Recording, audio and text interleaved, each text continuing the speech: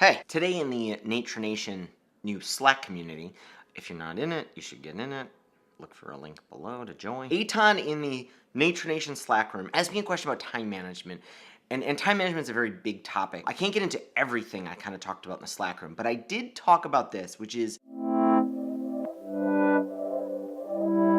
before I get to that, I've been watching a lot of TED Talks lately, and there's a really great TED Talk by an artist, Phil Hansen. This was really doomsday. This was the destruction of my dream of becoming an artist. Great TED Talk. He's an artist, and his TED Talk is called Embrace the Shake.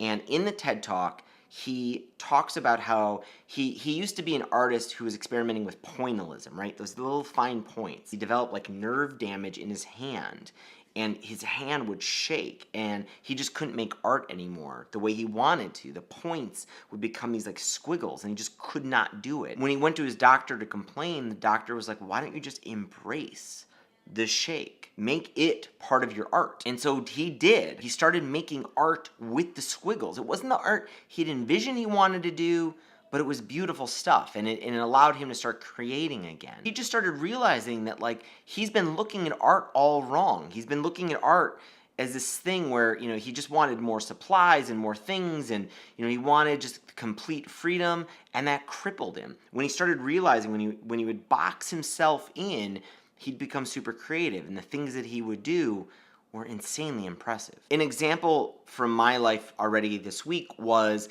I launched this Slack community and some other things that you could do to help support Nature Nation and this channel and the stuff that I do by subscribing. Something that happened was this Patreon controversy. Definitely people who wanted to subscribe to the things I was doing, but they didn't want to use Patreon. Completely understandable. I immediately started going like, what's a Patreon alternative? Like, should I use Stripe? Should I use PayPal? I started doing like some really fast research, and it was like, enough. I'm gonna just embrace what I have. I don't have a personal Stripe account, but what I do have is a PayPal account. I also don't have any landing page. Where am I gonna put this? Do I need to start a new Squarespace site? I need people to be able to subscribe to 3 different plans. How am I gonna communicate this? Forget it. Like, I have a blog, created a new page on Ninjas and Robots, my subtle vlog, and I just stuck the links there. Like, hey, if you wanna join Nature Nation and subscribe, here are the 3 different kind of plans. Subtle's still where my main vlog lives, Ninjas and Robots.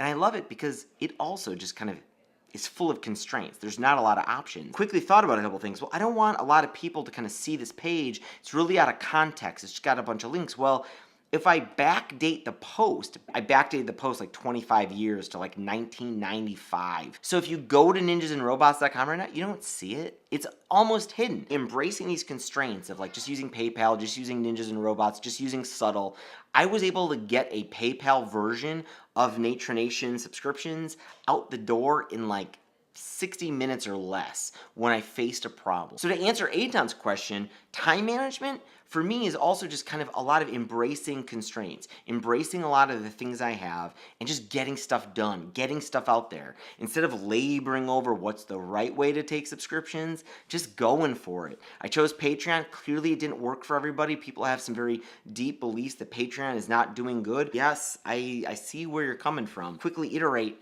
but it doesn't take me weeks and weeks and weeks. I find another solution like this. It's not the perfect one. I know a lot of people hate PayPal too. Embracing constraints is great for creativity, also really great for time management. We start going down these rat holes of like looking for solutions and the best things when the things you already have are perfect. Have an awesome weekend, and I'll see you tomorrow.